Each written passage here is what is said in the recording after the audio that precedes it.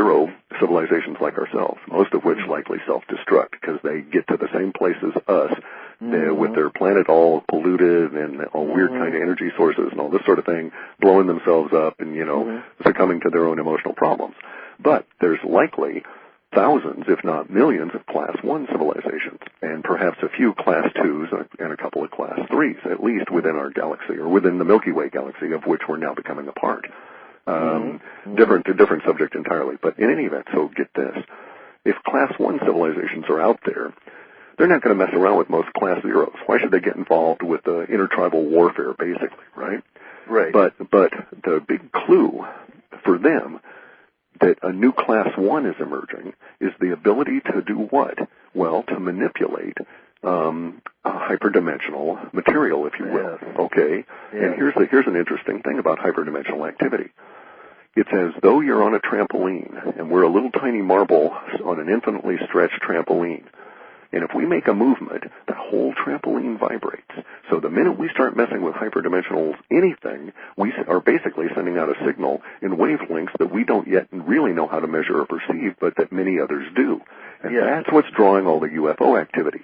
Yeah. So it's the back-engineered, hidden, black ops, shadow government pouring billions of dollars, trillions of dollars into hyperdimensional, hyperspatial math and machines in the past 60 years that's drawing the UFO activity to us now, drawing in all of this intergalactic awareness while they're trying to keep all of us ignorant about what they're doing, and at the same time trying to deny that we're under the umbrella of repeated contact from Class 1 civilization. And so the more successful they are, the more they're screwing themselves by putting up these huge flares saying, look what we're doing. Yeah, absolutely, I agree.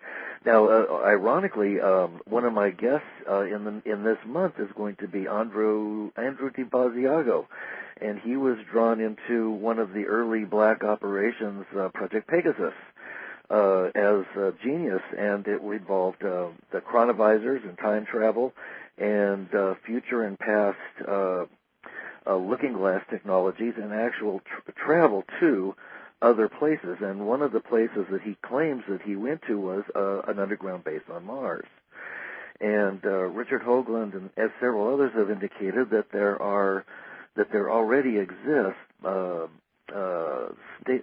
places on Mars and on the Moon and some other planets, and that we can already go outside the solar system. And I would reckon that's, in my way of thinking, that's clearly plausible once you get beyond the concept of rocket fuel as your source of energy and start messing with the hyperdimensional reality. Then time and space are not barriers anymore. Exactly. And the whole rocket fuel thing with NASA is just a hoax to keep us in the dark with smoke and mirrors. Sure. Don't watch what's going on in my left hand. Only watch my right hand over here. Yeah. Exactly. So. And all that's breaking down in our linguistics, in our projections. We've been seeing this since probably 99 or so, a real escalation in stuff that eventually got to the point where I had to create an entity, which is basically a conceptual box into which put related subjects. That just to handle it all, because it was starting to take over all the other entities. And so, for instance, we have entities that are like the Terra entity that model the planet and the the pollution environment and so on, and entities for population and so on.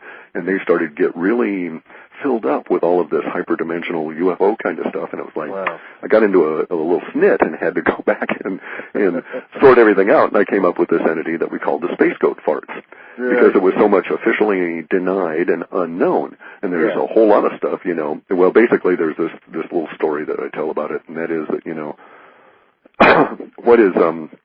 we had to have an entity name. We were sitting around, and my associate here, Igor, he was throwing out a few names, and I didn't like him. And I said, well, what we have to do is we have to acknowledge that everything in here stinks. And he said, well, what do you mean? And I said, well, in this entity is all the stuff that's officially denied, that, doesn't pass anybody's smell test, is all the disinfo and so on. And that's when I thought, I know what would smell across the whole planet, a giant space goat fart. And of course, if there are giant space goats, that's how they travel. The second law of motion. For every action, there's an equal and opposite reaction. Oh, my goodness. Jeez. So that entity is coming up quite a bit for. It's grown almost 10,000% since '99. Wow. I mean, it's huge, and the contact meme within it is growing. The associated areas of hyperspatial math, hyperspatial physics, hyperdimensional travel, just discussions on time travel, all of this stuff is just growing exponentially. So we're at what's known to the economist and others who deal in graphs at the knee of the curve. We're about to go vertical to the point where it'll double every couple of days and keep going, and then pretty soon it'll be on everybody's lips. Well, of course, now the scientists claim that there's an event horizon, and that's their version of the Mayan 2012 calendar. You know, that... the Kurzweil approach to the singularity kind of thing. Exactly. Yeah, exactly. yeah. I actually think we're in a race. I think that as a collective group, what we call Terran humanity, not omni-humanity, because that includes all humans that are off the planet and may come from elsewhere, but Terran humanity is in a race at the moment. Yeah. We're racing down these last few years, and we have to make a leap. Yes. We're either going to leap ourselves into Class 1 civilization and rapidly expand, or we're going to die off. And there's a whole lot about that just does not make a lot of sense relative from the viewpoint of the powers that be, because we all, even going back into like Buckminster Fuller's work in the 30s, he came to the conclusion that there was an invisible hand that was ruling all things and trying to control all the planet. And I've done the same kind of research and came to the same independent conclusion. And I'm a researcher, and I like math, and when it all adds up, it's like, okay, this makes some sense. And I've come to the conclusion that there is indeed a cabal of the political elite that we're calling the powers that be, that for their own screwy purpose wishes to maintain most of humanity at a class 0 state. Oh, absolutely. But at the same time, that really doesn't make sense from their, in my view of their position. And my view of their position is that, well, if you have X amount of power with 7 billion people, imagine how powerful you might be with 25 billion people spread across 3 or 4 planets.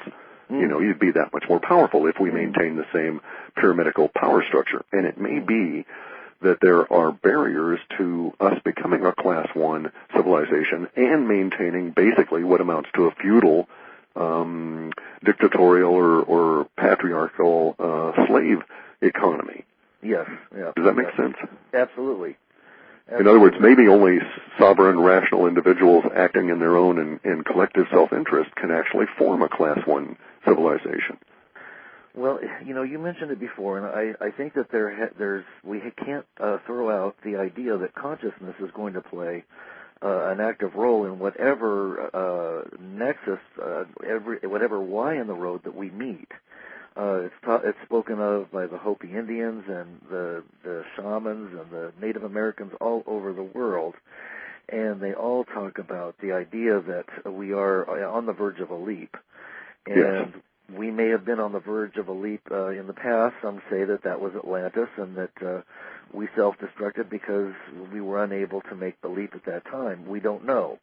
If we were there, there's so much we don't know. I agree. Exactly. But I've heard this as well, and I've even had I've got friends in all kinds of strange places. But I happen to know some guys that are in the indigenous persons movement in South America, and they actually are repeating the phrase "Homo luminescens," the shining ones. Yes. And that's what we have to leap into is that level of new state of consciousness. And I agree with them. There must be that. I agree with that too. Yeah, I do too. And I you know, there's a lot of material that I research that has to do with the idea that luminescence you can relate to. Some relate it to mana, Mercury, the alchemical gold. You know, I mean, you can relate. Oh, sure, and you can take it off from my viewpoint because my heritage or tradition is in the martial arts. I take it all the way back to Ni Kung and the idea that we're going to have a blending or a compression of yin and yang energy, and it's the blue. Yang is basically blue light energy, and when it is merged with the yin, which is more of a white, you end up with this very shiny, pale blue kind of luminescence, which in fact can manifest.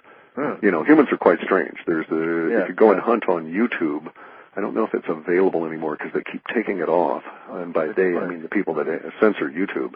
There are actual videos of a festival in India. I'm trying to think, it's one of the festivals of the Tears of the Ganges. But in any event, within that festival, there's a fellow with a high-definition camera. This was about 4 or 5 years ago. It was a fairly bulky thing. But he's walking along filming for a documentary, and he films these 3 sannyasins. And these are people that devote themselves to yoga and take vows of poverty and so on. And as nightfall, these 3 beings start glowing. And in fact, you can actually see that they're humans that have gotten to the point where they're emitting visible light on the crowd.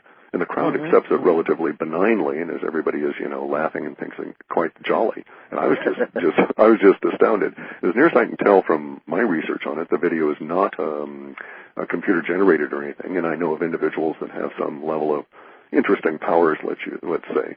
And in fact, if you go into the history and you read like the science of yoga, this is well documented, comes under the area of the siddhis, which are those powers that you get when you reach a certain level of consciousness and practice.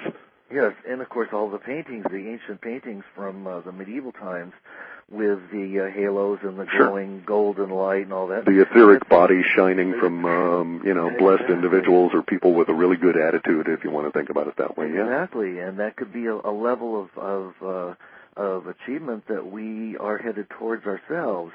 And then, of course, you have planets that are in the process of becoming suns. So, evolution is everywhere.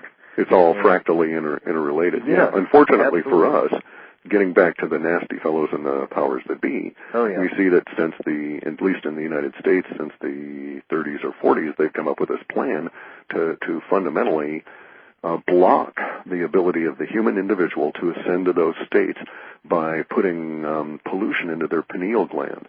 And the pollution comes in the form of fluoride, or these days, some of the carrier molecules that come in from the antidepressants. And the chemtrails. Oh, yeah, exactly. And then all of the other stuff, the electromagnetic vibration, alteration stuff, and so on. HARP.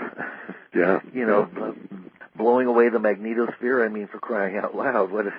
that can't be a good thing. Genetically magnetosphere, the magnetosphere, I believe, outside of the explosions that occurred with the nuclear tests, they weren't tests. We just shot some rockets up for some reason and blew them off with nuclear bombs in the 60s, I believe.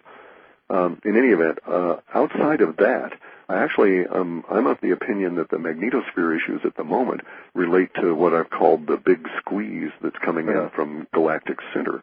We have to understand that the Earth and our solar system, we're not part of the Milky Way. We've never been part of the Milky Way, and we're only now just starting to become part of the Milky Way. And curiously, the Mayans may have just been absolutely spot on in picking 11/11. 2012, December 21, 2012, is that point at which we become captured. And the real thing is that from that point on, astrology is no longer the same. We're going to have alignments and so forth that have never occurred in history before. We're going to be part of a new galaxy that will have levels of unknown energy, but certainly we can guess we'll have higher levels of photonic energy, magnetic energy, etc., that will be affecting us. And I think the magnetism is already affecting us.